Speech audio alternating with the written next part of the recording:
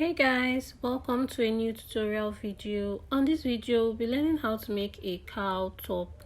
So the first thing you're going to do, this tutorial video is going to be very easy and it's beginner friendly. Okay, first of all, mark out your measurement. So the neck width I'm using is 4 inches and then the shoulder is 4 inches. So my neck measurement is 8, my shoulder is 8. That's the 16 divided by 2, 8.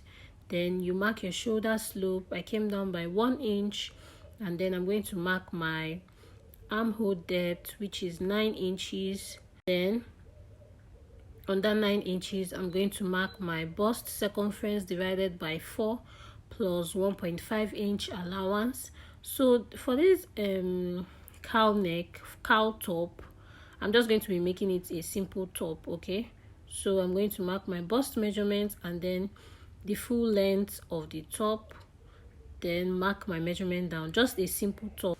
Okay, so guys, please, if you've not subscribed to my YouTube channel, please click on the subscription button and subscribe, like, share my content. So you just first of all draft out your normal basic bodies. That's just it. Draft out your normal basic bodies. Okay, so for context, the first part one is the back part. Okay, because we're going to use the back part to draft out the front part. Okay, so the most important part of this tutorial is the front part, but you're going to use the back part, the back pattern, to draft out the front pattern. Okay, so I dipped the back, the neck of the back, by 1 inch because the back is going to be higher than the front. Okay, so when you're done, you just cut out. Hope you understand this part. I have a video on how to draft a simple basic bodies. You can watch it to understand it further, but this is just the first step. Just draft out your basic bodies for the back part of your top. Okay, so you can also make your cowl neck to be a gown if you, but the cowl neck effect is on the front part of your dress. Hope you understand. So guys, when you're done cutting out your back part, now you're going to use this part to cut out the front part. So while making a cowl neck, I'll advise you get enough material. If you have like 2 yards or 2.5, and it also depends on how wide you want that effect, the effect to be. So can you see how I placed my material? I first of all placed a material on fold, and then I placed the back part on the front part diagonally. Can you see the edges are together like so? You see that the front part is on fold. Do you understand? Like when you want to cut your fabric, is on fold. That cowl neck effect now depends on the distance, the space you created on the front part. Now this cowl neck effect, you can cut it with pattern drafting, but I'm just teaching you how to make your cowl neck without drafting a pattern. All you just need to do is have enough fabric. So just place your material like so, just the same way I'm placing it. You can now determine how wide you want your effect to be. Okay, so for me, I want it to be very wide. You get, I want it to be very thin. I don't want it to be little because I have enough fabric. So I made mine like 7 inches. The upper part is 7 inches wide. Can you see? You can make yours even wider if you have a lot of fabric. But the most important thing I want to show you is that the back part, I placed it on top of the front part that is on fold, and then can you see the closed edges? The closed edges are facing each other. That's the most important thing, because if you cut it on the edges that are not closed, your outfit will not come out nice. Okay, so now you draw a straight line from your shoulder of the back straight to the edge of your material.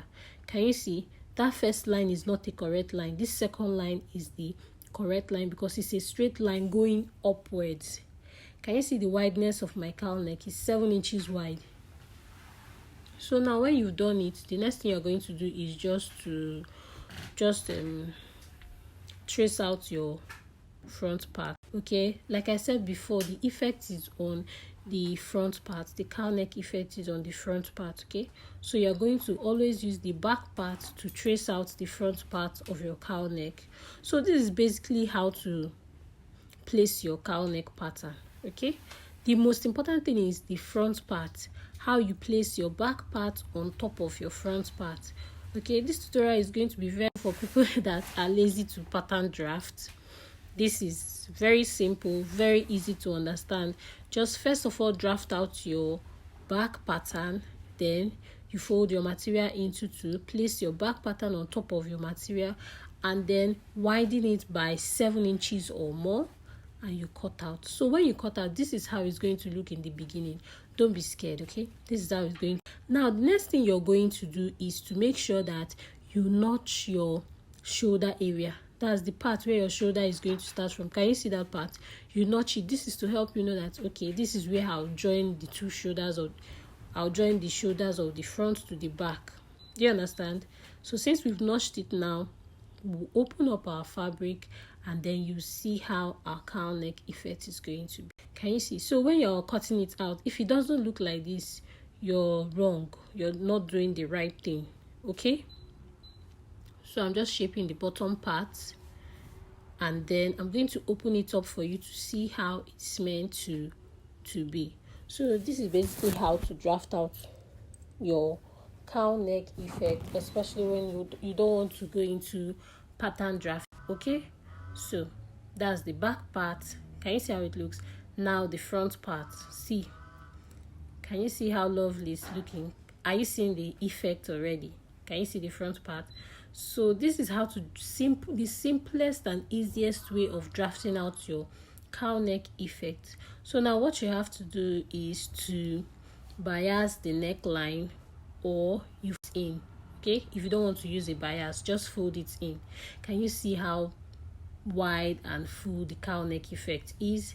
So the wider the front part, the more fuller the effect becomes. Okay, so you fold in the rough edges.